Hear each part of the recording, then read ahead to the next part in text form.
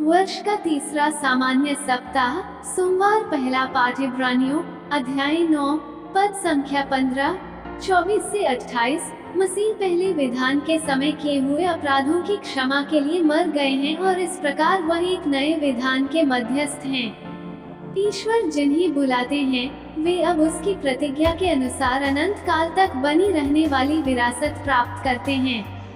क्योंकि ईसा ने हाथ के बने हुए उस मंदिर में प्रवेश नहीं किया जो वास्तविक मंदिर का प्रतीक मात्र है। उन्होंने स्वर्ग में प्रवेश किया है जिससे वह हमारी ओर से ईश्वर के सामने उपस्थित हो सकी। प्रधान याजक किसी दूसरे का रक्त लेकर प्रतिवर्ष परम पावन मंदिर गर्भ में प्रवेश करता है। ईसा के लिए इस तरह अपने को बार बार अर्पित करने की आवश्यकता नहीं है।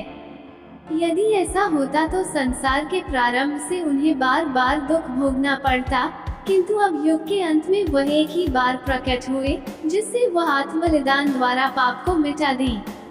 जिस तरह मनुष्यों के लिए एक ही बार मरना और इसके बाद उनका न्याय होना निर्धारित है, उसी तरह मसीह बहुतों के पाप हरने के लिए एक ही बार अर्पित हुए। वह दूसरी बार प्रकट हो जाएंगे पाप के कारण नहीं, बल्कि उन लोगों को मुक्ति दिलाने के लिए जो उनकी प्रतीक्षा करते हैं। सुसमाचार मार्कुस अध्याय 3 पद संख्या 22 से 30। यरूशलेम से आए हुए शास्त्री कहते थे, उसे बेलज़ेबूल सिद्ध है और वह नरकदूतों के नायक की सहायता से नरकदूतों को निकालता है। ईसा ने उन्हें अपने पास बुलाकर यह दृष्टांत सुनाया, शैतान शैतान को कैसे निकाल सकता है। यदि किसी राज्य में फूट पड़ गई हो तो वह राज्य टिक नहीं सकता। यदि किसी घर में फूट पड़ गई हो तो वह घर टिक नहीं सकता। और यदि शैतान अपने ही विरुद्ध विद्रोह करे और उसके यहाँ फूट पड़ गई हो तो वह टिक नहीं सकता और उसका सर्वनाश हो गया है। कोई किसी बलवान के घर में घुसकर उसका सामान तब तक नहीं लूट सकता जब तक कि वह उस बलवान को न बांध ले। इसके बाद ही वह उसका घर लूट सकता है। मैं तुम लोगों से यह कहता हूँ, मनुष्य चाहे जो भी पाप या ईश निंदा करे उन्हें सबकी क्षमा मिल जाएगी, परंतु पवित्र आत्मा की निंदा करने वाले को कभी भी क्षमा नहीं मिलेगी। वो अनंत पाप का भागी है। उन्होंने यह इसलिए कहा कि कुछ लोग कहते थे उसे अपदूत सिद्ध है।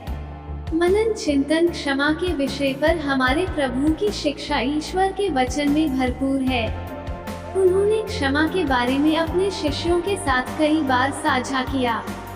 वे हमें स्पष्ट रूप से बताते हैं कि अगर कोई हमें चोट पहुंचाता है और पश्चाताप के साथ वापस आता है तो हमें उसे पूरी तरह से माफ कर देना चाहिए। यह कभी भी गलत को सही नहीं करेगा, लेकिन हमें कभी भी दूसरों के खिलाफ पाप नहीं करना चाहिए। यहाँ तक कि अगर कोई हमसे माफी मांगने की मांग नहीं करता है तो हमें उन्हें रिहा कर देना चाहिए ताकि हम खुद बंधन में न हों और ईश्वर से यह कहें कि हम उन्हें माफ करते हैं। जेल में रहना बहुत दुखद जगह है। बहुत से विश्वासी क्षमा न कर पाने की जेल या बंधन में रहते हैं। भले ही गलत करने वाले ने पश्चाताप किया हो, लेकिन जिस पर गलत हुआ हो वो अपने जख्म को ही पकड़े रहता है।